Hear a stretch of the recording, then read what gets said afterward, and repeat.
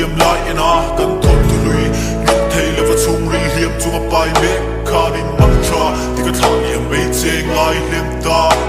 shit thiam a har ma ngai na hi a lo uma o khan dei angin kum ko dei tu ko panale ser nu siam na man thei ani ka thei na de ita na ka lan so tok solo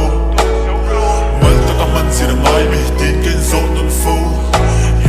nan na tuam khuwa nu ka dem in mangai tak kiting e mi po chen ka har sa de e kim ka chen a rem to lo he ka ti na che a ton thai ni nei ka mat som la kan Thawnthu ve so a top da ka ta na ngai ka tlom na a lim ti ka she chu ka lo ma na nun rui ka chui lim ket ka dui ka chel ding zo la va hun hia na liam pui ka thin lung chu a hen thar le chin kual zin ya ka ron lu ri cham reng sin kir lo tu ni liam ta mo hei chau hi min tiam la o shin chan chu ma ka ta na van ram ka nun rui ka ngil big so yang klok thia du thu ka sa ma liang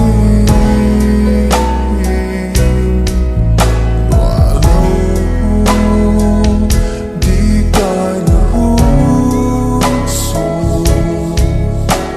ka fa ve tu o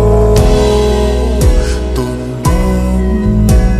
ka ta na tra ko ri sei tu re nga mi ni o na ka lo ton che ngin ka tum po le ka fei mur zel nang chap lo chu mi nem so lo nge o ka ma ngai he lo wai da che tel la va nu man ka thei yang em ka san tu mani ting ka pe na te ngai tu sang hian ke in lei na te